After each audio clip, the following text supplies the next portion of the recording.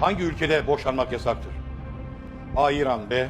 Çin, C. Endonezya, D. Filipinler.